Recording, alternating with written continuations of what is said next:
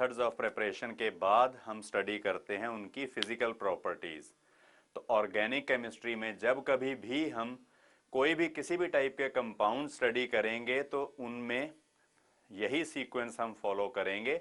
सबसे पहले हम देखेंगे आइसोमेरिज्म कौन कौन सी टाइप का वो शो करते हैं, फिर मेथड्स ऑफ प्रिपरेशन, फिर फिजिकल प्रॉपर्टीज और उनके बाद केमिकल प्रॉपर्टीज, और फिर सबके बाद में अगर कुछ स्पेशल कंपाउंड्स हैं तो उनके बारे में थोड़ी डिस्कशन।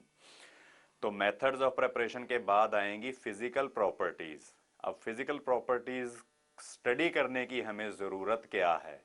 तो फिजिकल प्रॉपर्टीज में हम स्टडी करते हैं बेसिकली उनकी सॉल्युबिलिटी और उनके liquid range, that is melting point और बॉइलिंग पॉइंट्स क्या है, ये चीज़ें स्टडी करते हैं। तो क्या ज़रूरत है इनकी? अब केमिस्ट्री हम स्टडी करते हैं तो बेसिकली उनमें केमिकल रिएक्शंस होनी होती हैं। अब केमिकल रिएक्शन कोई भी करनी है तो मान लो कि हमने जो भी आइडिया लगाया कि ये रिएक्शन हो जाएगी at a temperature of about से 175 डिग्री सेल्सियस, पर जो रिएक्टेंट्स हैं बाई चांस उनमें अगर किसी का बॉइलिंग पॉइंट हो गया से 150 डिग्री सेल्सियस, तो हम तो रिएक्शन करने के लिए टेम्परेचर को इंक्रीज कर रहे हैं। टेम्परेचर जैसे ही 150 डिग्री सेल्सियस से ज्यादा होगा तो वन ऑफ द रिएक्टेंट्स जो है वो तो एस्केप ही कर जाएगा, सोल्यूशन में से ही उड़ जाएगा।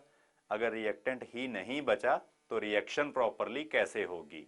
तो ये प्रॉब्लम पड़ेगी। इसीलिए अगर हमें पहले से आइडिया हो कि किसी कंपाउंड का बॉइलिंग पॉइंट जो है वो कहां तक होगा, तो हम अगर वो उसका बॉइलिंग पॉइंट लो है तो हम रिएक्शन कंडीशंस को कुछ ऐसे चेंज करेंगे कि जो कम टेम्परेचर पर ही हो जाए, उसके बॉइलिंग पॉइंट से पहले पहले हो जाए रिएक्शन। तो इसलिए हमें उनकी फिजिकल प्रॉपर्टीज, पर्टिकुलरली ये मेल्टिंग पॉइंट, बॉइलिंग पॉइंट की जरूरत होगी जानने की। फिर जो भी रिएक्शन करनी होती है वो हम कभी भी रिएक्टेंट्स को डायरेक्टली मिक्स नहीं करते, हम पहले रिएक्टेंट्स को किसी सॉल्वेंट में डिसॉल्व करते हैं और फिर उस डिसॉल्व स्टेट में ही हम केमिकल रिएक्शन किया करते हैं। अब अगर हमें नहीं पता कि जो कंपाउंड जो हमारा रिएक्टेंट है वो किस टाइप के सॉल्वेंट्स में सॉल्युबल होगा, तो हमारे पास सॉल्वेंट्स की तो लाइन लगी होती है, से 30 सॉल्वेंट्स पड़े हैं हमारे पास, तो हम बारी बारी सभी में उसकी सॉल्युबिलिटी टेस्ट करेंगे, जिसमें वो बेस्ट सॉल्युबल होगा रिएक्शन हम उसमें करेंगे। तो 30 में से एक तो सिलेक्ट कर लिया हमने, पर बाकी वेस्टेज इसमें रिएक्टेंट की तो बहुत ज्यादा हुई। पर अगर हमें पहले से ही आइडिया हो कि ये वाला जो कंपाउंड है ये किस टाइप के सॉल्वेंट्स में सॉल्युबल होगा, तो हम ट्राई उसी में करेंगे। तो इस तरीके से जो physical properties of the compound होती हैं वो हमें क्लियर होनी जरूरी बात होती है। तो ये फिजिकल प्रॉपर्टीज हमें बेसिकली यही स्टडी करनी होती है, एक उसकी सॉल्युबिलिटी, दूसरी उसकी liquid range, that is the temperature range in which the substance exists in the liquid form. तो अभी हम कर रहे हैं एल्केन्स, तो उनमें सबसे पहले हम फिजिकल प्रॉपर्टीज में स्टडी करेंगे सॉल्युबिलिटी। सॉल्युबिलिटी में कि कौन से किस टाइप के सॉल्वेंट्स में ये सॉल्युबल होंगे। अब ऑर्गेनिक कंपाउंड्स हैं कोई भी, पर्टिकुलरली उनमें एल्केन्स भी, तो ये एक नॉन पोलर कोवेलेंट मॉलिक्यूल्स हैं। अब वाटर हमारे पास एक होता है यूनिवर्सल सॉल्वेंट की वाटर में हम कहते हैं कि मैक्सिमम टाइप्स के सोल्यूट्स डिसॉल्व हो जाते हैं। अब सबसे पहले हम वाटर में ही एल्केन्स की सॉल्युबिलिटी चेक करेंगे कि क्या उसमें सॉल्युबल है, क्योंकि वो तो प्लेंटी में अवेलेबल है, तो जहां से मर्जी जितना मर्जी हम वाटर जो है वो यूज कर सकते हैं, कोई प्रॉब्लम वाली बात नहीं है। तो अब वाटर में कौन से किस टाइप के कोवेलेंट कंपाउंड्स जो हैं वो सॉल्युबल होते हैं, तो ये चीज आप केमिकल बॉन्डिंग में स्टडी करते हो कि वाटर में only those covalent compounds are soluble which can form hydrogen bonds with water. तो जो भी कंपाउंड वाटर के साथ हाइड्रोजन बॉन्ड फॉर्म कर लेगा वो कंपाउंड वाटर में सॉल्युबल होगा, बाकी नहीं। तो कंडीशंस ऑफ हाइड्रोजन बॉन्डिंग में भी आप स्टडी करते हो कि हाइड्रोजन बॉन्डिंग कौन से कंपाउंड्स फॉर्म करते हैं, सिर्फ वही जिनमें oxygen is directly attached to FON, that is fluorine, oxygen और नाइट्रोजन। अगर हाइड्रोजन इन तीनों एलिमेंट्स में से किसी के साथ भी डायरेक्टली अटैच्ड हो तब वो हाइड्रोजन बॉन्डिंग फॉर्म कर सकती है, तब वो कंपाउंड वाटर में सॉल्युबल हो सकता है। पर एल्केन्स में, एल्केन्स क्या होते हैं? जनरल इनका फॉर्मूला होता है CnH2n+2, या तो कार्बन है या हाइड्रोजन है। फ्लोरीन, ऑक्सीजन और नाइट्रोजन में से तो कोई भी नहीं है। अगर कोई भी नहीं है तो एल्केन्स वाटर के साथ हाइड्रोजन बॉन्डिंग फॉर्म नहीं कर सकते। अगर ये हाइड्रोजन बॉन्डिंग फॉर्म नहीं कर सकते तो no doubt these will be insoluble in water. ठीक है, तो आप लिख सकते हो अब alkanes are insoluble in water because they cannot form hydrogen bonds with water. Because they cannot form hydrogen bonds with water. अब दूसरी बात एक और solubility में हम स्टडी करते हैं, like dissolves like, कि जैसे कोवेलेंट कंपाउंड जो हैं वो हम कोवेलेंट जो है सॉल्वेंट्स उन्हीं में डिसॉल्व करते हैं, या आयनिक कंपाउंड जो है वो पोलर सॉल्वेंट्स में, और जो कोवेलेंट कंपाउंड्स होते हैं वो नॉन पोलर सॉल्वेंट्स में भी डिसॉल्व हो जाते हैं। अब जो एल्केन्स हैं ये तो कोवेलेंट कंपाउंड्स हैं, तो बेसिकली नॉन पोलर सॉल्वेंट्स में डिसॉल्व होंगे। और एक बात और भी कि ऑर्गेनिक कंपाउंड्स हैं तो डेफिनेटली ऑर्गेनिक सॉल्वेंट्स में तो सॉल्युबल होंगे ही होंगे। तो आप लिख सकते हो however these are soluble in common organic solvents like chloroform, ether, alcohols, hexane और बेंजीन एटसेट्रा।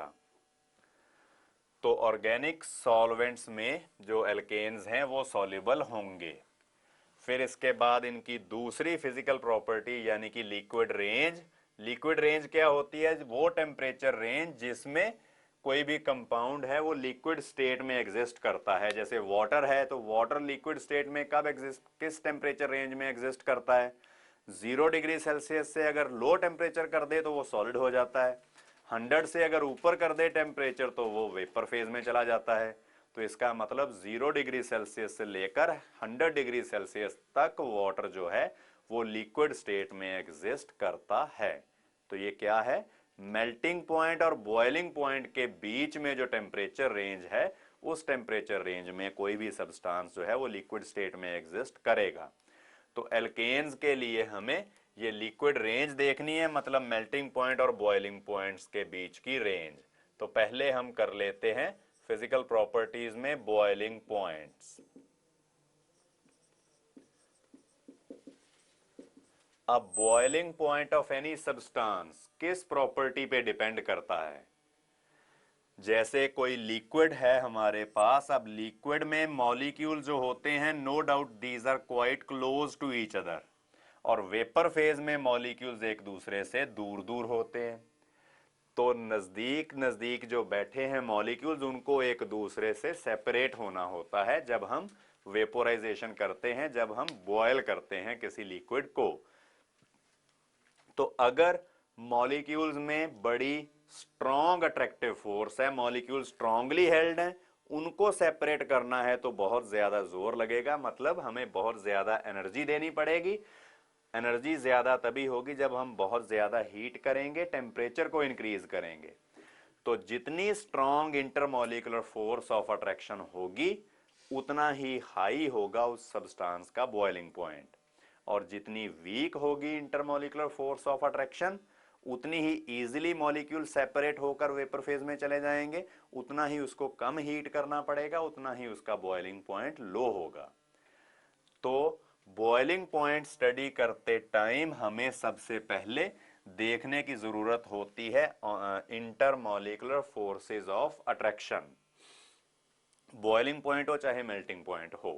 अब intermolecular forces of attraction alkanes में कौन सी हैं? Alkanes are non polar covalent molecules तो नॉन पोलर कोवेलेंट मॉलिक्यूल्स में तो सिर्फ van der Waals forces of attraction होती हैं। तो van der Waals forces of attraction are weakest among all the inter particle forces of attraction. तो अगर अट्रैक्टिव फोर्सेस वीकेस्ट हैं तो boiling point definitely very low होंगे। तो आप लिख सकते हो due to weak van der Waals forces of attraction the boiling points of alkanes are very low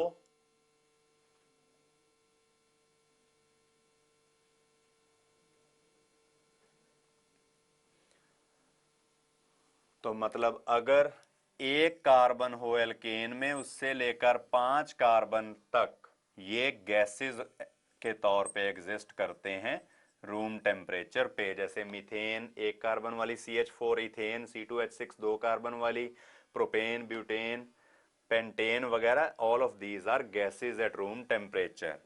फिर C 6 कार्बन से लेकर अगर 17 कार्बन एटम्स तक हों एल्केन्स में तब ये एग्जिस्ट करते हैं in the liquid phase.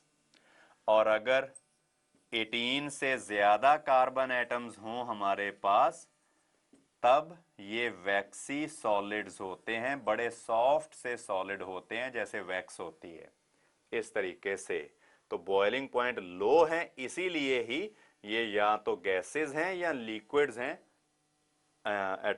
Eight room temperature, और अगर सॉलिड हैं भी तो बहुत लो बॉइलिंग मेल्टिंग पॉइंट वाले हैं।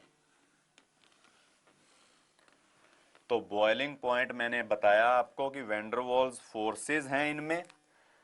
तो अगर हम सिमिलर जो है मॉलिक्यूलर साइज वो वाले कंपाउंड्स अगर हम देखें तो एक है इथेनॉल, यहां पर hydrogen is directly attached to oxygen, तो there will be intermolecular hydrogen bonding, the strongest attractive force.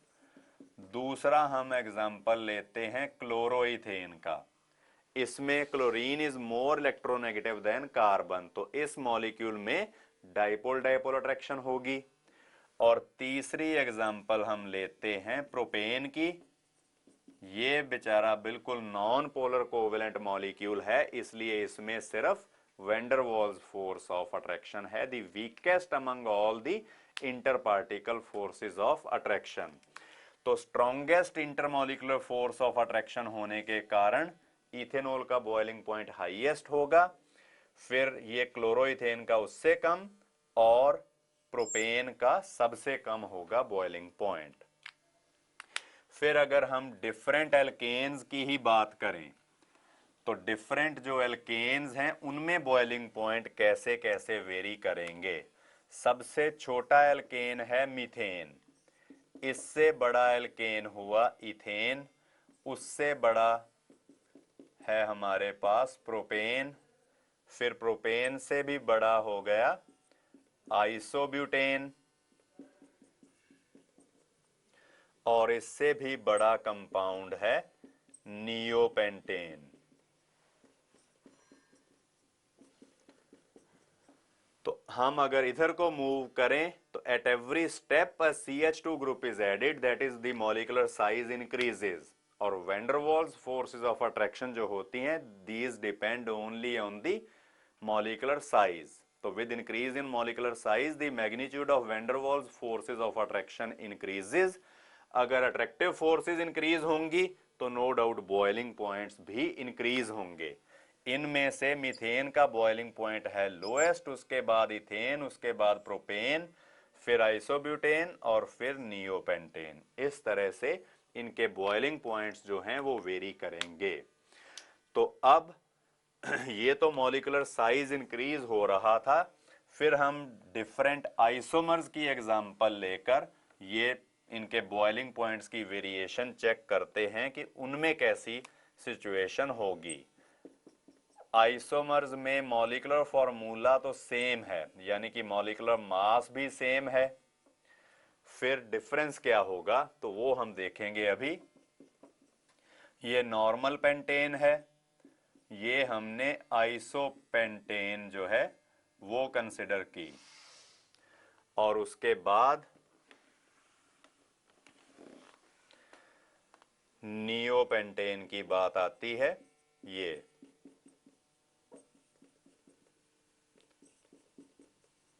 अब इन तीनों का मॉलिक्यूलर फॉर्मूला है C5H12। मॉलिक्यूलर फॉर्मूला या मॉलिक्यूलर मास है सेम, पर विद इंक्रीज इन ब्रांचिंग क्या हो रहा है, जैसे आप देख सकते हो नियोपेंटेन जो है ये ऑलमोस्ट स्फीरॉइडल शेप है, इसकी स्फेरिकल जैसी है। और मैथमेटिक्स में आप ये भी पढ़ते हो कि sphere has minimum surface area among all the geometrical figures. जैसे क्यूब है या स्क्वायर है, रेक्टेंगल है, कुछ भी है, उनमें जो हमारे पास होता है स्फीयर, उसका सरफेस एरिया मिनिमम होता है। और अगर सरफेस एरिया मिनिमम है तो van der Waals force of attraction भी मिनिमम है। तो with increase in the number of branches, the shape of the molecule becomes somewhat spheroidal। तो van der Waals forces of attraction decrease. अगर attractive forces decrease होंगी तो boiling points तो definitely decrease ही होंगे। तो आप लिख सकते हो, ये ऑर्डर भी बनाना है, और उसके बाद आप लिख सकते हो with increase in the number of branches the shape of the molecule becomes somewhat spheroidal and therefore the magnitude of van der Waals forces of attraction decreases. Full stop. Therefore the boiling points also decrease.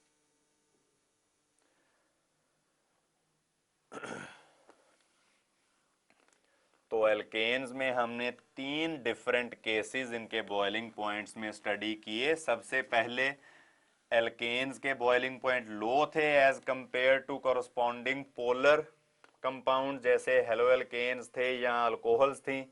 फिर उसके बाद increase in molecular size करके हमने boiling point increase होता देखा। फिर molecular mass अगर same रखा तो with increase in number of branches the boiling point was found to decrease. तो बॉइलिंग पॉइंट के बाद हम बात करते हैं तीसरी physical property, that is melting point.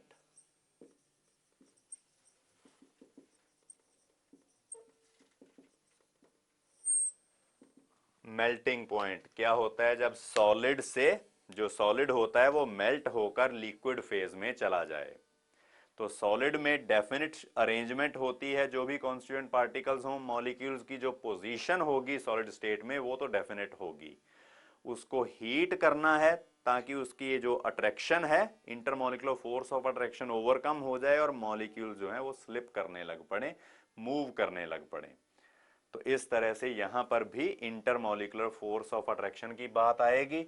अब इन जो एल्केन्स हैं इनमें सिर्फ van der Waals forces of attraction होती हैं as a inter particle forces of attraction. तो बीइंग वीकेस्ट इनके मेल्टिंग पॉइंट्स भी बहुत कम होंगे। तो आप लिख सकते हो because of only the van der Waals forces of attraction present, because of only the van der Waals forces of attraction present, the melting points of alkanes are also quite low and increase with increase in molecular size.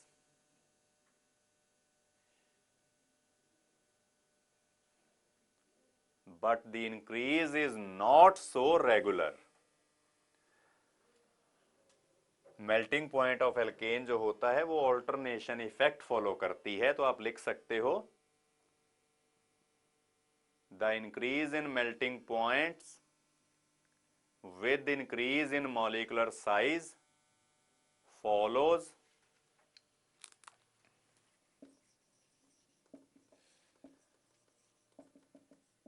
Alternation effect.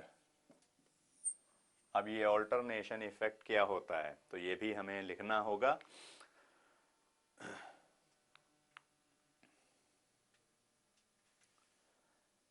The increase in melting point of alkane on moving from an alkane having odd number of carbon atoms to an alkane having even number of carbon atoms is quite less, sorry, from an odd number of carbon atom से जब even पे जाएंगे तो very sharp increase होगी, is quite sharp while it is quite less on moving from an alkane having even number of carbon atoms to an alkane having odd number of carbon atoms।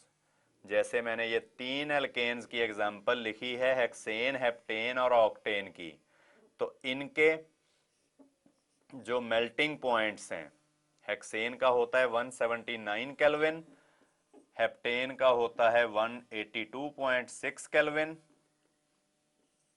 और जो octane है इसका जो melting point है that is 216.2 kelvin. तो even से odd number of carbon atoms की तरफ अगर हम मूव करें तो आप देख सकते हो कि सिर्फ 3.6 केल्विन मेल्टिंग पॉइंट ही इंक्रीज हुआ, पर जब odd number of carbon atoms वाले एल्केन से even number of carbon atoms वाले एल्केन की तरफ गए तो मेल्टिंग पॉइंट में इंक्रीज है 33.6 केल्विन, तो शार्प इंक्रीज है। तो इसी तरीके से अगर यही चीज हम ग्राफिकली रिप्रेजेंट करने की कोशिश करें, अगर ग्राफ बनाकर इसी ऑल्टरनेशन इफेक्ट को हम शो करें तो वो कैसे अपीयर होगा।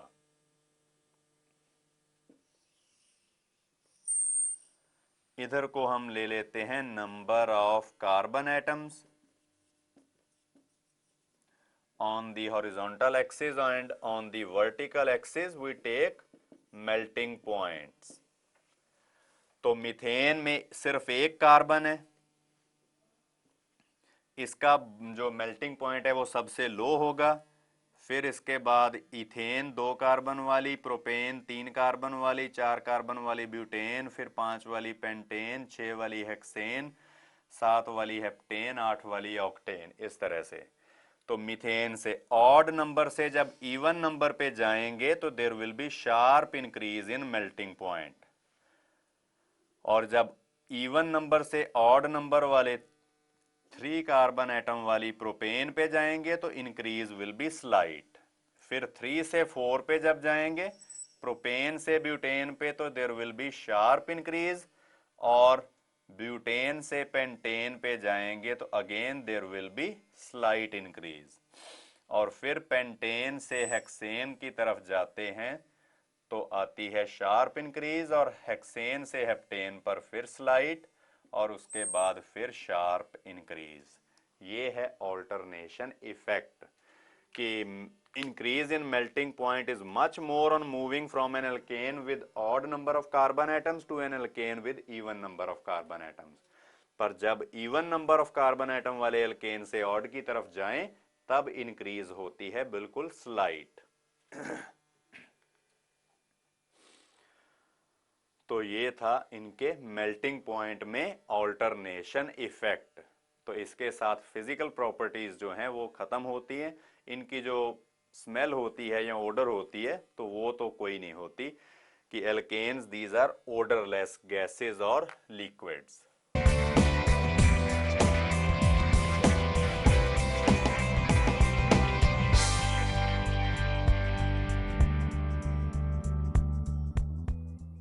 तो फिजिकल प्रॉपर्टीज के बाद हम स्टडी करते हैं इनकी केमिकल प्रॉपर्टीज।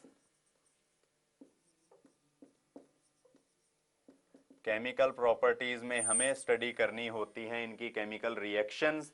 अब रिएक्ट ये करते हैं एल्केन्स क्योंकि नॉन पोलर मॉलिक्यूल्स हैं। जैसे मैं एक एग्जांपल लेता हूं मीथेन की, तो कार्बन हाइड्रोजन बॉन्ड की बॉन्ड लेंथ शॉर्ट होने के कारण बॉन्ड काफी स्ट्रांग होता है।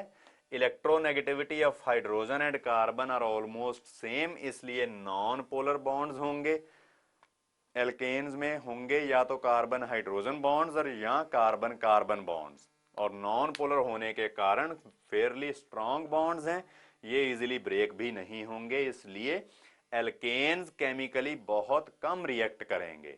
दे have very little affinity to react with other substances. तो इसीलिए ही इनको एल्केन्स को हम पैराफिन्स भी बोल देते हैं। Para here stands for little और affinis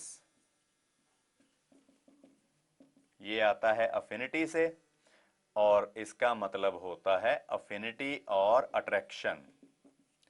तो मतलब alkanes have very little affinity for other reactants, for other reagents। तो तभी हम इनको एल्केन्स, क्योंकि बहुत कम रिएक्टिव होते हैं, इनको हम पैराफिन्स भी बोल देते हैं। तो जो भी हैं इनकी केमिकल प्रॉपर्टीज, उनमें सबसे पहली टाइप की जो प्रॉपर्टीज हैं उसमें हम स्टडी करते हैं सब्स्टिट्यूशन रिएक्शंस। क्योंकि ये सैचुरेटेड हाइड्रोकार्बन्स हैं तो एडिशन रिएक्शन तो ये शो ही नहीं कर सकते। तो सब्स्टिट्यूशन रिएक्शंस में सबसे पहले हम स्टडी करेंगे हैलोजिनेशन। तो ये अच्छी तरह से डिटेल में समझकर करने वाली रिएक्शन है हैलोजिनेशन। तो मैं थोड़ी ज्यादा जगह बना लूं। अब हैलोजिनेशन कैसे होगी? तो सिंपलेस्ट एल्केन है मीथेन, इसी की एग्जांपल लेकर हम चलते हैं। इसमें अगर हम क्लोरीन ऐड करें तो ये रिएक्शन हम करेंगे either in the presence of sunlight, H new, sunlight के लिए हम ये फॉर्मूला यूज करते हैं रिप्रेजेंटेशन, या फिर इसको अगर डार्क में करनी हो रिएक्शन तो तब हमें हीट करना पड़ता है in the temperature range of 520 to 670 kelvin. तो रिएक्शन होगी कैसे? मीथेन में से one of the hydrogen atoms will be replaced by a chlorine. फिर ये क्लोरोमीथेन तो बन गया, पर इसमें अभी भी कार्बन के साथ हाइड्रोजन्स हैं।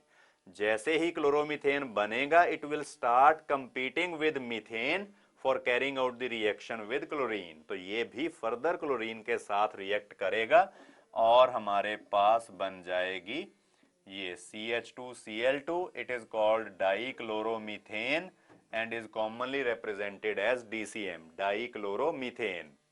और जैसे ही ये बनी, अब इसके पास भी हाइड्रोजन है, तो it will again start competing with methane और chloromethane for carrying out the reaction further. तो इसके साथ साथ हमारे पास ये क्लोरोफॉर्म भी बन जाएगी। तो CHCl3 होती है क्लोरोफॉर्म, और इसमें अभी भी एक हाइड्रोजन है, तो ये फर्दर रिएक्ट करेगी विद मीथेन और विद दिस क्लोरोफॉर्म, और क्लोरीन के साथ ये रिएक्शन करके बना देगी CCl4, that is called carbon tetrachloride commonly, और it is used as fire extinguisher under the commercial name Pyrene. और साथ में बाई प्रोडक्ट HCl तो हर एक केस में बनता ही बनता है। तो इस तरीके से ये रिएक्शन हमारे पास प्रोसीड होती है। अब इस रिएक्शन का मैकेनिज्म कैसे है कि ये कैसे कैसे आगे प्रोसीड करेगी, तो उसके बारे में आप लिख सकते हो the reaction proceeds by a free radical substitution mechanism. तो फ्री रेडिकल सब्स्टिट्यूशन रिएक्शन कैसे होती है? मैं लुईस डॉट सिंबल्स में क्लोरीन का मॉलिक्यूल को मैंने यहां पर रिप्रेजेंट किया है। तो जब सनलाइट पड़ती है यानी कि अल्ट्रावायलेट लाइट जनरली इसके ऊपर अगर हम इंसिडेंट करें तो इसका होमोलिसिस हो जाता है, यानी कि ये मॉलिक्यूल दो सेम पार्ट्स में ब्रेकअप हो जाएगा। तो यहां पर दो क्लोरीन एटम्स बनेंगे जिनमें क्लोरीन के वैलेंस शेल में है 7 इलेक्ट्रॉन्स और ऑक्टेट रूल कहता है कि number of electrons should be 8। तो ये फिर अपने 8 इलेक्ट्रॉन पूरे करने के लिए मीथेन के ऊपर अटैक करेगा। अब मीथेन में एक कार्बन हाइड्रोजन बॉन्ड को मैंने अलग से दिखाया है CH4 को CH3H लिखकर। तो क्लोरीन को एक इलेक्ट्रॉन चाहिए, तो ये काफी ज्यादा इलेक्ट्रोनेगेटिव भी है। यहां से ये एक hydrogen along with its 1 electron खींच लेगी। तो इस तरीके से हमारे पास हाइड्रोजन और क्लोरीन में एक बॉन्ड बन जाएगा। अब क्लोरीन का ऑक्टेट तो कंप्लीट हो गया, पर इधर कार्बन के वैलेंस शेल से तो एक इलेक्ट्रॉन जो है वो लूज हो गया। कार्बन का इलेक्ट्रॉन तो नो डाउट उसके पास रहा, पर अब इसका ऑक्टेट कंप्लीट नहीं है। तो ये क्या बना? Free radical, neutral species having an unpaired electron on carbon atom. तो it is called methyl free radical.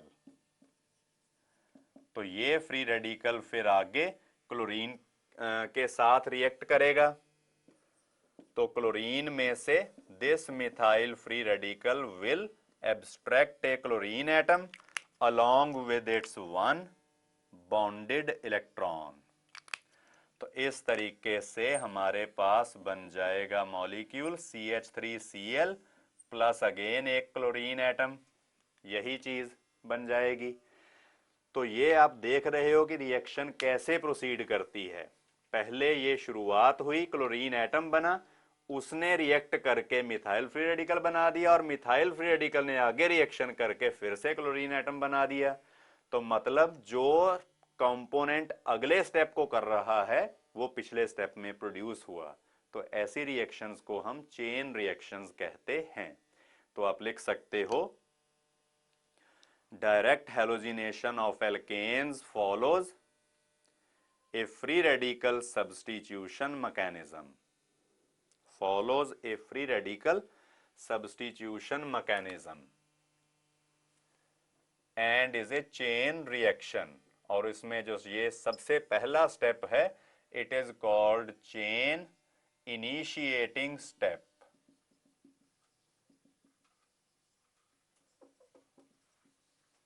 और ये जो है हमारे पास स्टेप्स, इनसे चेन आगे प्रोसीड करती है, तो इनको हम चेन प्रोपेगेटिंग स्टेप्स बोलते हैं।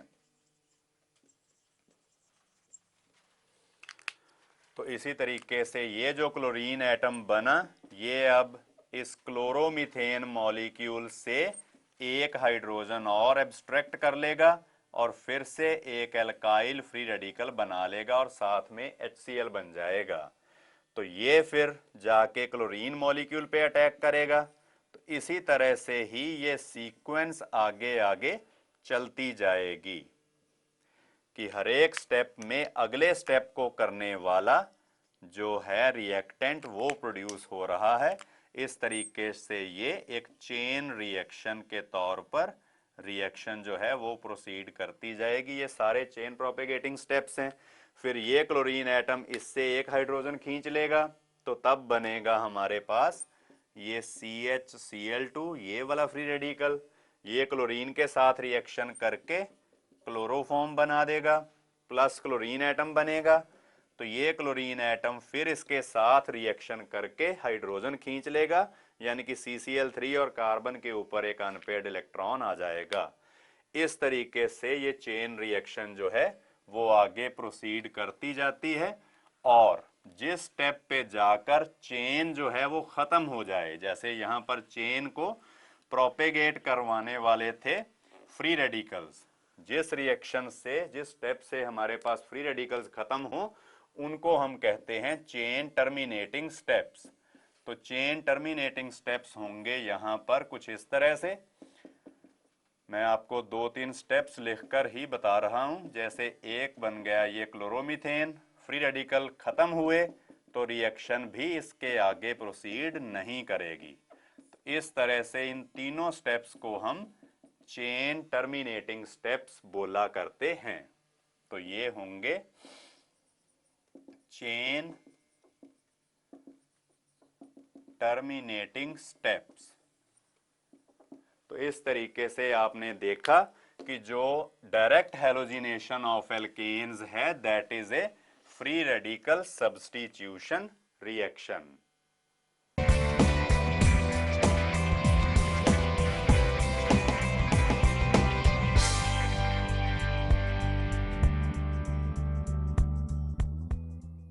डायरेक्ट हैलोजिनेशन ऑफ एल्केन्स में हमने देखा कि किस तरीके से ये फ्री रेडिकल सब्स्टिट्यूशन का मैकेनिज्म जो है वो फॉलो होता है। तो इन रिएक्शंस में जो डिफरेंट हैलोजेंस हैं उनकी रिएक्टिविटी कैसे वेरी करती है। तो हमें पता है कि fluorine is the most reactive non metal. तो डाउन द ग्रुप अगर हम मूव करें हैलोजेंस में तो उनका ऑर्डर ऑफ रिएक्टिविटी जो है वो डिक्रीज होता जाता है। तो इसका मतलब है कि फ्लोरीन जो है वो एक्सप्लोसिवली रिएक्ट करेगी विद एल्केन्स, और इसीलिए ही हम direct reaction of fluorine with alkanes कभी करवाते ही नहीं हैं, क्योंकि ये रिएक्शन एक्सप्लोसिव होने के साथ साथ आउट ऑफ कंट्रोल हो जाती है। तो उसके कारण मतलब डैमेज होना ज़्यादा उसके चांसेस होते हैं और कोई प्रॉफिटेबल प्रोडक्ट जो है वो हम एक्सट्रैक्ट नहीं कर सकते। फिर क्लोरीनेशन जो है उसका हमने मैकेनिज्म किया था। तो bromination proceeds in a similar way but at A relatively slower rate. और अगर डायरेक्ट आयोडीनेशन की हम बात करें तो आयोडीनेशन एक फेयरली स्लो प्रोसेस है, और साथ में अगर ये रिएक्शन हो डायरेक्टली प्रोसीड करे अगर, तो आयोडोमीथेन के साथ बनता है HI। तो ये आप इनऑर्गेनिक केमिस्ट्री में भी स्टडी करते हो कि HI is one of the strongest reducing agents. It immediately reduces the iodoalkane back to alkane। तो इसलिए डायरेक्ट आयोडीनेशन अगर की जाए तो ये रिएक्शन होगी रिवर्सिबल, और रिवर्सिबल रिएक्शंस में the percentage yield of the product is quite low. तो अगर जो हमारा रिक्वायर्ड प्रोडक्ट है उसकी प्रोडक्ट यील्ड जो है वो कम है, तो उसको ज़्यादा इंक्रीज कर हम कैसे कर सकते हैं, मतलब इस इक्विलिब्रियम को फॉरवर्ड डायरेक्शन में हम कैसे शिफ्ट कर सकते हैं, तो ये देखना है। तो ये चीज़ आपने केमिकल इक्विलिब्रियम चैप्टर में ली चैटलर प्रिंसिपल के अंडर भी स्टडी करते हो कि अगर हम किसी प्रोडक्ट की कंसेंट्रेशन को डिक्रीज करें तो equilibrium will shift in the forward direction so as to restore the initial concentration of that product. तो यहाँ पर हम HI जैसे ही बनेगा उसकी कंसेंट्रेशन को डिक्रीज करते जाएंगे। कैसे? By adding some oxidising agent. तो जो बेस्ट ऑक्सीडाइजिंग एजेंट हम ऐड करते हैं बीच में दैट इज आयोडिक एसिड।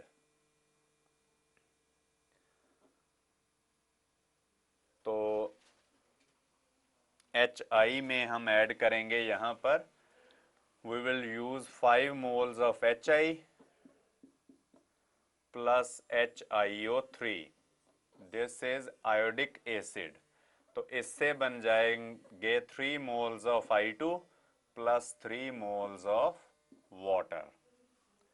तो इस तरीके से एक बात हुई कि HI जो है वो डिकम्पोज हुआ। अगर प्रोडक्ट की कंसेंट्रेशन डिक्रीज होगी तो equilibrium will shift in the forward direction. और दूसरी बात I2 और ज्यादा फॉर्म हुई, यानी कि रिएक्टेंट की अगर कंसेंट्रेशन इंक्रीज हो तब भी इक्विलिब्रियम जो है वो फॉरवर्ड ही शिफ्ट होता है। फिर इसी तरीके से HI को रिमूव करने का एक और तरीका होता है if we add the oxidising agent HNO3। तो nitric acid is a very strong oxidising agent. ये भी HI की ऑक्सीडेशन करके इसको I2 में कन्वर्ट कर देगा, plus we will get 2 moles of NO2 plus 2 moles of water. तो इस तरीके से अगेन HI जो है वो रिमूव हुआ, इसकी कंसेंट्रेशन डिक्रीज हुई और I2 की कंसेंट्रेशन इंक्रीज हुई। इसके कारण equilibrium will definitely move in the forward direction. पर दोनों केसेस में आप देख सकते हो the medium will be strongly acidic. और अगर हमारे रिएक्टेंट का कोई पार्ट ऐसा हुआ जो एसिड सेंसिटिव है, तब हम इन दोनों ऑक्सीडाइजिंग एजेंट्स को यूज नहीं कर पाएंगे। तो वैसे केसेस के लिए हमारे पास एक और रास्ता है कि हम एसिडिक ऑक्सीडाइजिंग एजेंट्स की बजाय हम यूज कर सकते हैं like compound like mercurous chloride Hg2Cl2 which is a dimer of HgCl। तो ये क्या करता है, ये यहां से आयोडीन को क्लोरीन को आयोडीन से रिप्लेस कर देगा। तो we will obtain Hg2I2 mercurous iodide इस तरीके से। तो यहां पर भी HI की कंसेंट्रेशन डिक्रीज हुई, इसीलिए इक्विलिब्रियम जो है वो फॉरवर्ड शिफ्ट होगा। तो ये रिएक्शन रिवर्सिबल होने के बावजूद फॉरवर्ड डायरेक्शन में ज्यादा इजीली हम प्रोसीड करवा सकते हैं। तो मैकेनिज्म जब हमने किया था इसका डायरेक्ट हैलोजिनेशन का, वहां पर हमने देखा था कि एक से ज्यादा हाइड्रोजन एटम बड़ी इजीली रिप्लेस हो जाते हैं। तो अगर हम चाहें कि जैसे मीथेन में क्लोरीन ऐड की जाए इन the presence of ultraviolet light, तो हमने देखा था क्लोरोमीथेन, डाइक्लोरोमीथेन, ट्राइक्लोरोमीथेन, कार्बन टेट्राक्लोराइड, हमारे पास चार प्रोडक्ट्स बने थे। पर अगर हम चाहें कि प्रोडक्ट बने सिर्फ यही क्लोरोमीथेन ही, यानी कि सिर्फ एक हाइड्रोजन मीथेन का रिप्लेस हो बाय क्लोरीन, बाकी उससे ज्यादा ना हो, तो ये हम कैसे कर सकते हैं?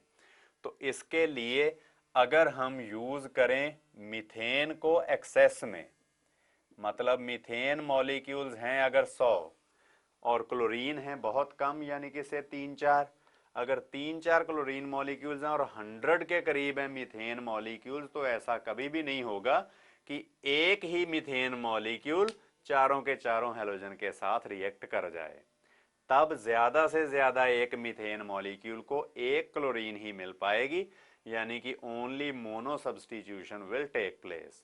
तो अगर हम एल्केन को एक्सेस में यूज करेंगे, then only mono substitution will take place, that is only one hydrogen will be replaced by halogen।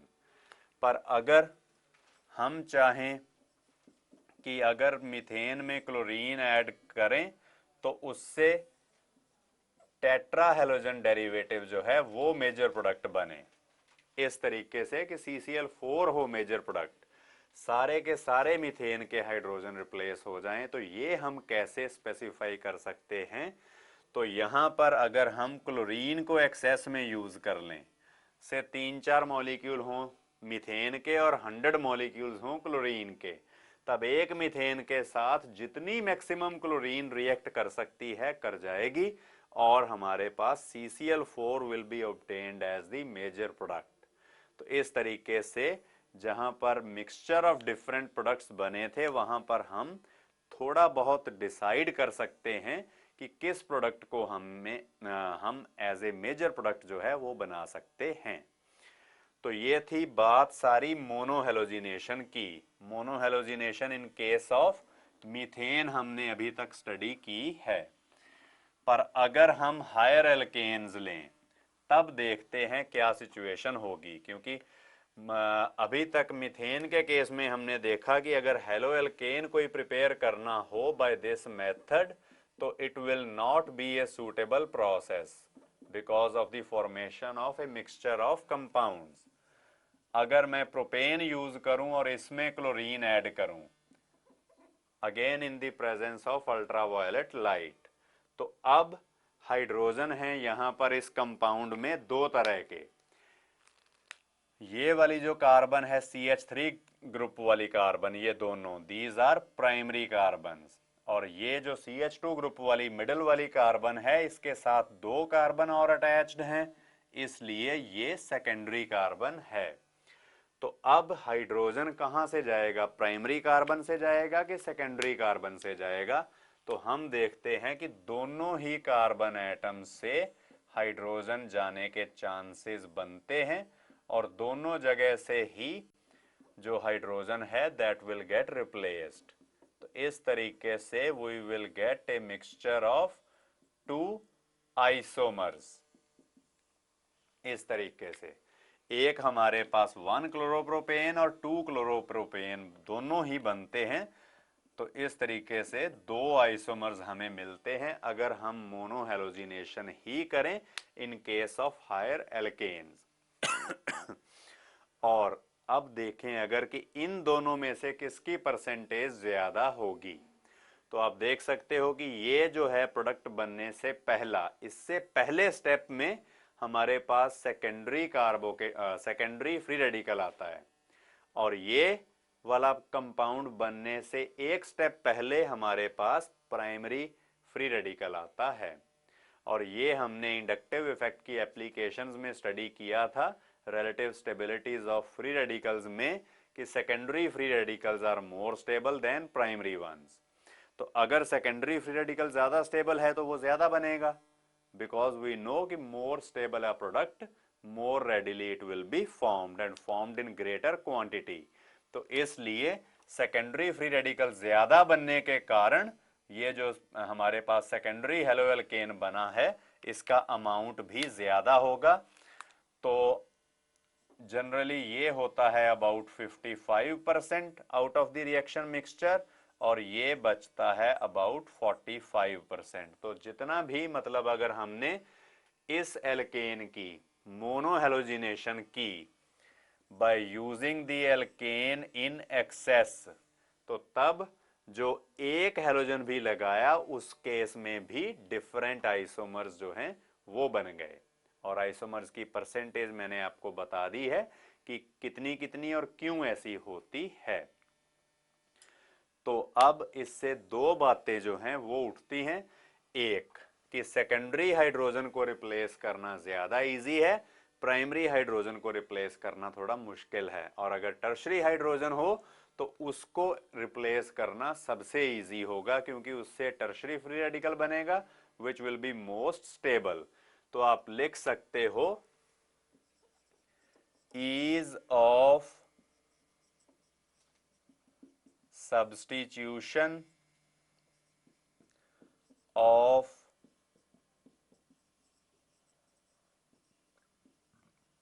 different types of hydrogens is tertiary hydrogen सबसे फास्ट रिप्लेस होंगे, सेकेंडरी उनसे स्लो और primary सबसे slow या सबसे कम percentage में replace होंगे। और एक बात और है कि डायरेक्ट हेलोजिनेशन हेलोएल्केन की करके अगर हम हेलोएल्केन बनाने की सोचें तो ये कोई प्रॉफिटेबल प्रोसेस नहीं होगा। तो आप लिख भी सकते हो कि डायरेक्ट हेलोजिनेशन ऑफ एल्केन्स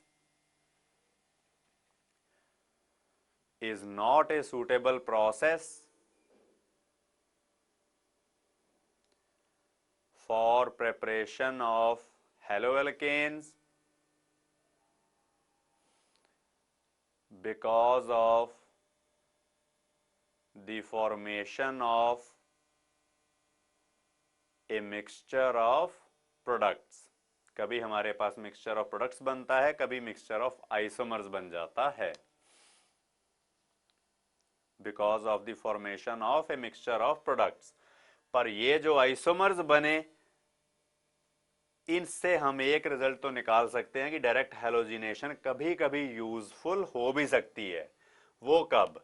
वो सिर्फ उन केसेस में कि जब जो हेलोएल्केन बने उसको हमें यूज करना हो किसी और रिएक्शन में एज ए सॉल्वेंट।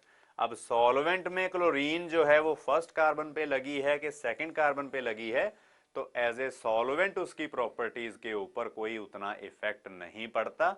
इसलिए हम ये कह सकते हैं कि it is suitable only when the product haloalkane is to be used as a solvent. तो ये आप लिख सकते हो कि direct halogenation of alkanes is suitable only when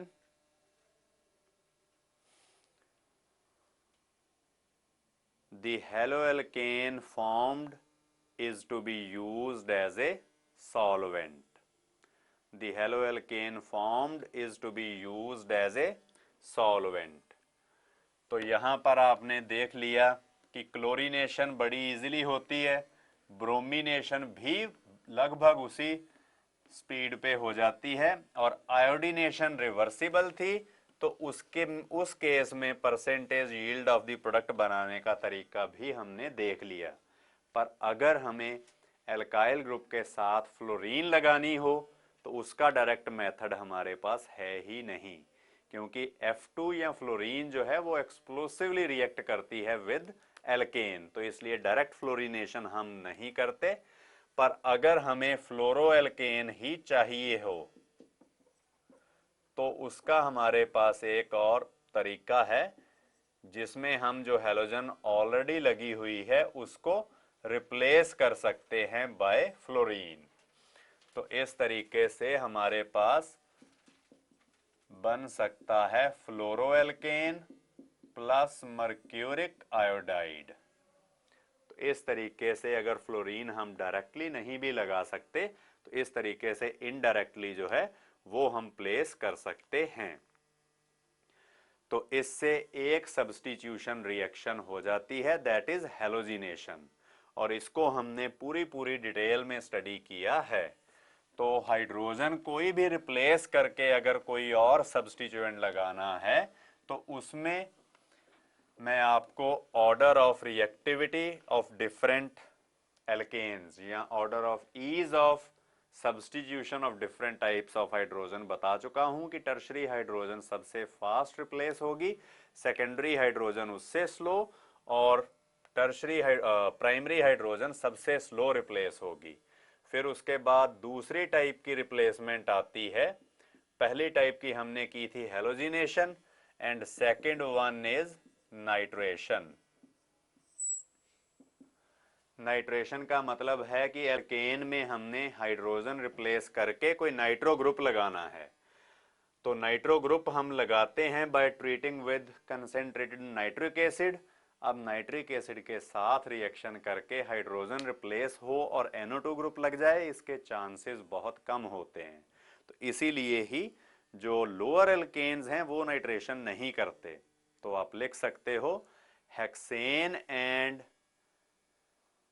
higher alkanes undergo nitration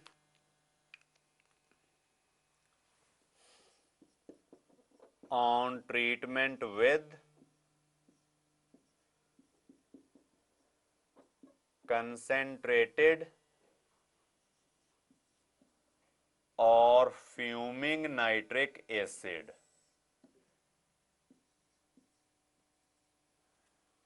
अब ये फ्यूमिंग नाइट्रिक एसिड क्या होता है, तो आप ये भी एक लाइन और लिख सकते हो, concentrated nitric acid saturated with NO2 is called fuming nitric acid।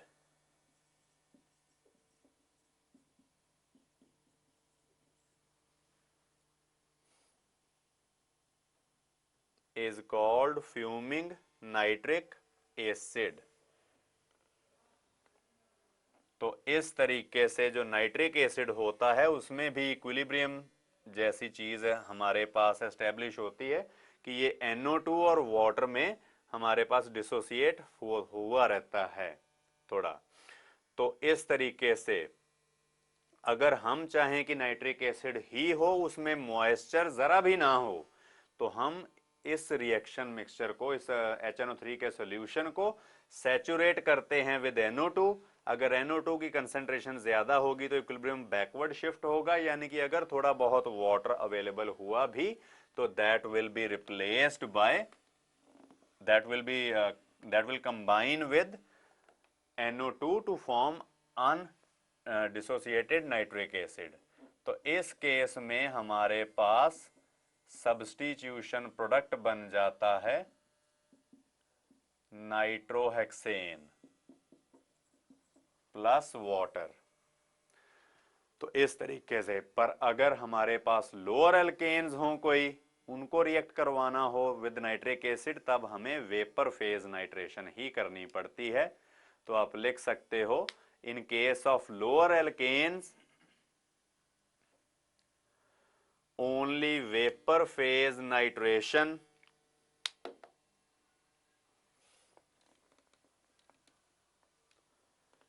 is possible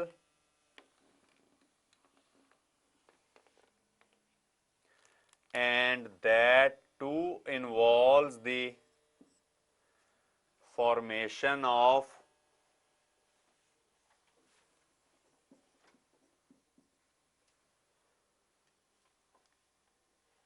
a mixture of different नाइट्रोएल्केन्स। क्योंकि नाइट्रिक एसिड एक स्ट्रॉन्ग ऑक्सीडाइजिंग एजेंट होता है, ये इवन कार्बन कार्बन चेन को भी ब्रेक कर देता है। अगर वेपर स्टेट में हम नाइट्रेशन करें प्रोपेन की, तो इस तरीके से एक तो बन जाएगा 1 नाइट्रोप्रोपेन मॉलिक्यूल, पर इसके साथ अगर यहां से हम बॉन्ड का क्लीवेज स्टडी करें तो एक कार्बन वाला नाइट्रोएल्केन और दूसरा 2 कार्बन वाला नाइट्रोएल्केन भी साथ में ही बनेगा। तो इसलिए ये जो नाइट्रेशन वाला प्रोसेस है ये इतना सूटेबल नहीं होगा, चाहे वेपर फेज नाइट्रेशन भी की जाए। तो इसी तरीके से ही जो थर्ड और लास्ट सब्स्टिट्यूशन रिएक्शन है दैट इज सल्फोनेशन। तो आप लिख सकते हो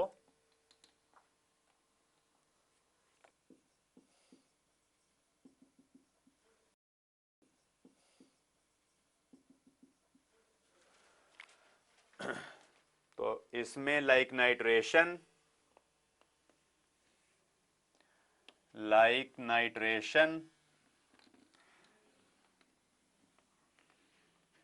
hexane and other higher alkanes only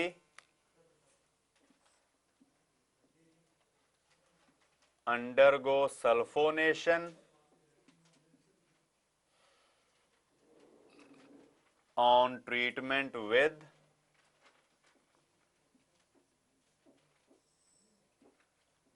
fuming sulfuric acid। Fuming sulphuric acid भी वैसे ही concentrated H2SO4 saturated with SO3 होता है। तो यहां पर भी जो लास्ट कार्बन है उसका एक hydrogen gets replaced by the sulphonic group that is SO3H group. इस तरीके से ये रिएक्शन हो जाती है। तो लोअर एल्केन्स यहां पर भी सब्स्टिट्यूशन नहीं शो करते, यानी कि सल्फोनेशन रिएक्शन भी शो नहीं करते। तो इसके साथ जो सब्स्टिट्यूशन रिएक्शंस ऑफ एल्केन्स थी वो होती हैं खत्म। एडिशन रिएक्शन तो ये शो कर नहीं सकते, ये भी बात हमारी हुई थी।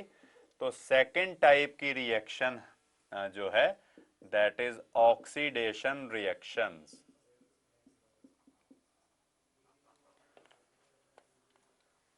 ऑक्सीडेशन रिएक्शंस, तो ऑक्सीडेशन रिएक्शंस में भी आगे कई हमारे पास फ्रेगमेंट्स आएंगे। सबसे पहली उसमें टाइप है कंप्लीट ऑक्सीडेशन। कंप्लीट ऑक्सीडेशन और कंबस्चन, यानी कि टोटल जितनी ऑक्सीडेशन हो सके हो जाए।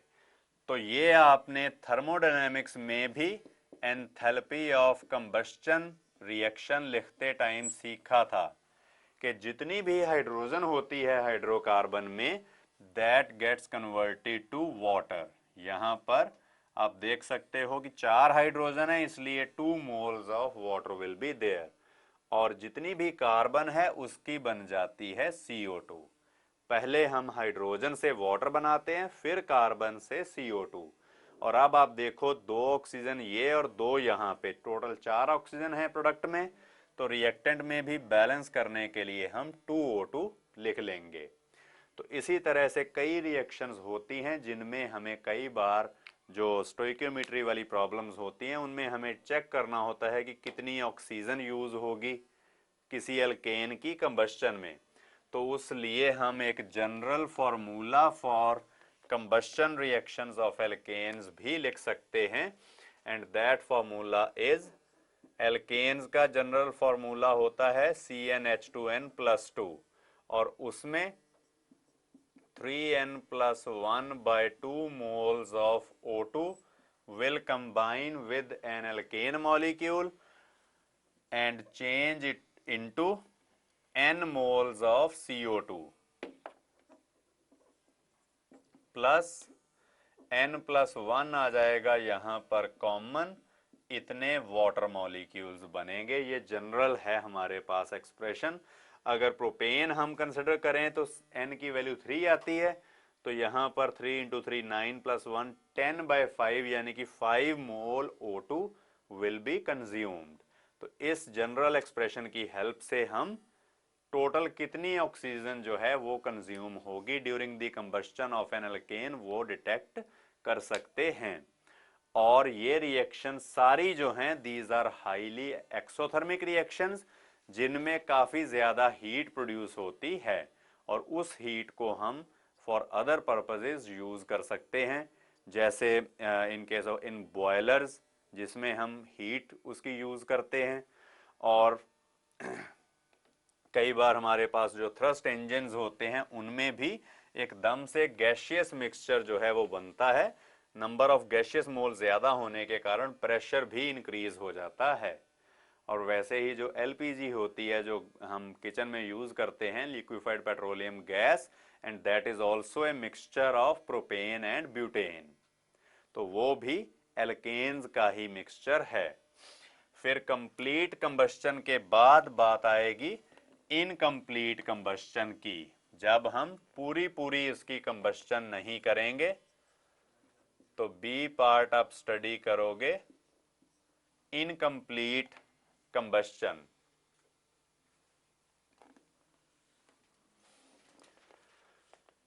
इनकम्प्लीट कंबस्शन कब होगी? जब जो ऑक्सीजन है उसका अमाउंट थोड़ा कम हो हमें अवेलेबल। जैसे आपने अभी देखा था कि एक मीथेन मॉलिक्यूल के लिए 2 ऑक्सीजन मॉलिक्यूल यूज हुए थे, या 2 मीथेन मॉलिक्यूल्स के लिए 4 मोल्स ऑफ O2 यूज हुए थे। पर अगर मैं थोड़ा कम कर दूं, यानी कि if we use only 3 moles of oxygen, पहले 2 के लिए 4 और या 1 के लिए 2 थे, अब 2 के लिए 3 या 1 के लिए 1.5 हैं। तो इसलिए यहां पर कंप्लीट ऑक्सीडेशन नहीं होगी। ये मैंने आपको बताया था कि पहले हाइड्रोजन की जो ऑक्सीडेशन प्रोडक्ट है वो लिखोगे आप। यहां पर है 2 × 4 8 हाइड्रोजन, तो यानी कि you will get 4 moles of H2। तो हेयर सबसे पहले हमारे पास 4 मोल ऑफ H2 बनेंगे। फिर देखो ऑक्सीजन कितनी कंज्यूम हुई, 4, इधर है 6, यानी कि 2 ऑक्सीजन जो हैं वो बची, तो वो ऑक्सीजन कार्बन के साथ कंबाइन हो जाएगी। तो यहाँ पे हमारे पास कार्बन मोनोऑक्साइड बनेगी। तो इस तरीके से हम ऑक्सीजन का अमाउंट थोड़ा रिस्ट्रिक्ट करके जो है इनकम्प्लीट कंबस्शन भी कर सकते हैं। यहाँ पर एक मीथेन मॉलिक्यूल के साथ 1.5 molecule of oxygen was involved, पर अगर हम ऑक्सीजन का अमाउंट और कम कर दें कि एक के साथ एक ऑक्सीजन ही, एक से ज्यादा नहीं, तो मैंने आपको इसका प्रोडक्ट लिखना बताया है कि पहले जितनी हाइड्रोजन है उसका वाटर बनाओ। 4 हाइड्रोजन है तो 2 वाटर मॉलिक्यूल्स बनेंगे। ऑक्सीजन के दोनों एटम यूज हो गए, ऑक्सीजन तो खत्म हो गई, फिर कार्बन के साथ कुछ भी अटैच नहीं होगा। तो ये जो कार्बन का पाउडर बनेगा इसको हम कहते हैं carbon black, which is used in paints and varnishes and shoe polish also। जो कार्बन ब्लैक, कार्बन का एक हमारे पास पाउडर जैसा बनता है। तो इस तरीके से हम इनकम्प्लीट जो कंबस्शन है वो स्टडी करते हैं। फिर इसके बाद आती है ऑक्सीडेशन की नेक्स्ट कैटेगरी, जिसको हम कहते हैं कैटालिटिक ऑक्सीडेशन। कैटेलिटिक ऑक्सीडेशन, जिसमें हम डिफरेंट कैटलिस्ट यूज करके जो प्रोडक्ट बनता है ऑक्सीडेशन रिएक्शन में उसको हम चेंज कर सकते हैं। जैसे सबसे पहले अगर हम मीथेन और ऑक्सीजन का मिक्सचर लें इन 9:1 मोलर रेशो और उसको पास करें in copper tubes at a temperature of 523 Kelvin and pressure of about 100 atmosphere, very high pressure, तो तब हमारे पास बन जाती है मीथेनॉल अल्कोहल। तो मीथेनॉल की कमर्शियल प्रेपरेशन का ये एक एक्सेलेंट मेथड है। और इसी तरह से अगर हम मिक्सचर ऑफ मीथेन और ऑक्सीजन को पास करें थ्रू मोलिब्डेनम ऑक्साइड, तो then we get formaldehyde and aldehyde, that is the smallest aldehyde, methanol, ये बन जाता है। और इसी तरीके से अगर हम एल्केन्स की ऑक्सीडेशन करें in the presence of manganese acetate, तो तब इवन कार्बोक्सिलिक एसिड भी बन जाता है।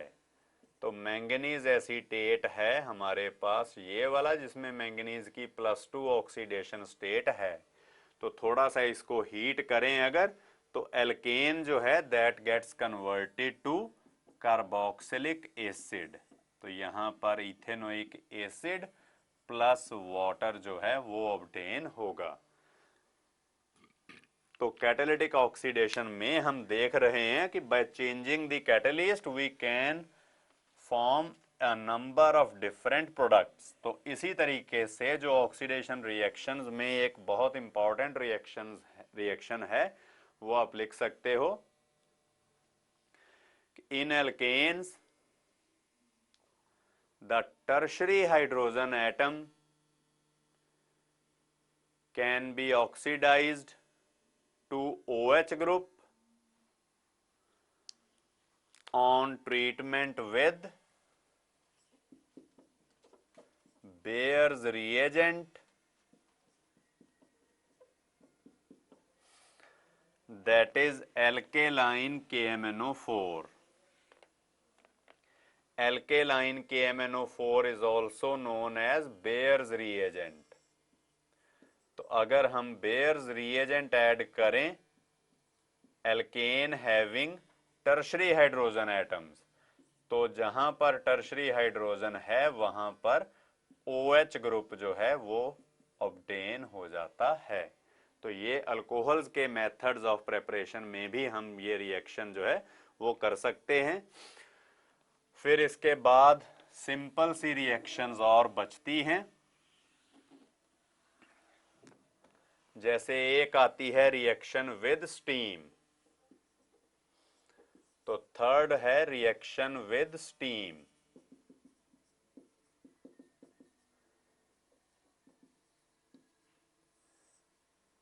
तो ये रिएक्शन कैसे होगी, जब मीथेन में से हम स्टीम पास करें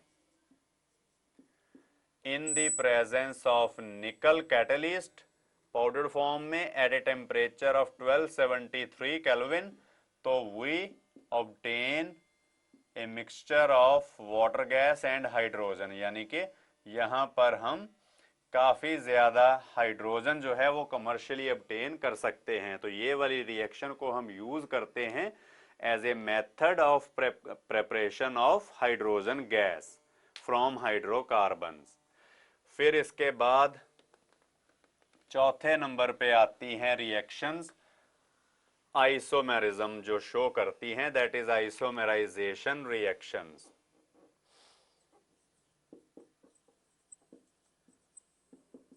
आइसोमेराइजेशन, जैसे कोई हायर एल्केन है,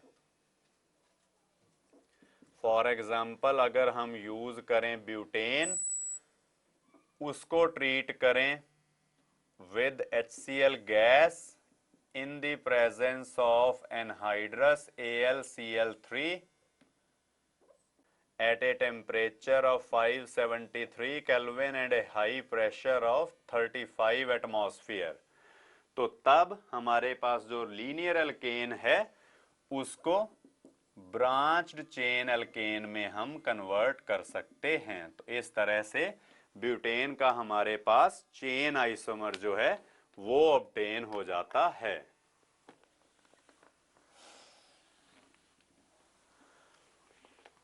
और लास्ट रिएक्शन बचती है एरोमेटाइजेशन रिएक्शन, जिसमें हम एरोमेटाइजेशन, तो इसमें आप लिख सकते हो hexane and higher alkanes undergo aromatisation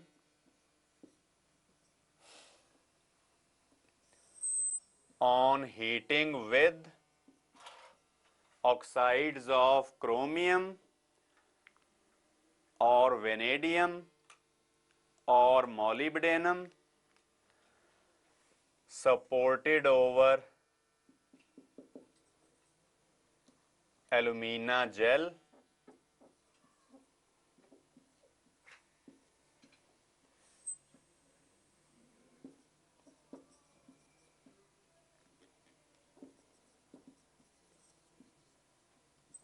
तो we first get साइक्लोहेक्सेन, जिसकी अंडर सिमिलर कंडीशंस फटाफट एरोमेटाइजेशन हो जाती है और उससे बन जाती है बेंजीन। इस तरीके से तो इस रिएक्शन को हम कहते हैं एरोमेटाइजेशन रिएक्शन। हेक्सेन से बन जाएगी बेंजीन, और अगर हेक्सेन से बड़ा यानी कि हम हेप्टेन यूज करेंगे तो then we will get toluene as the major product.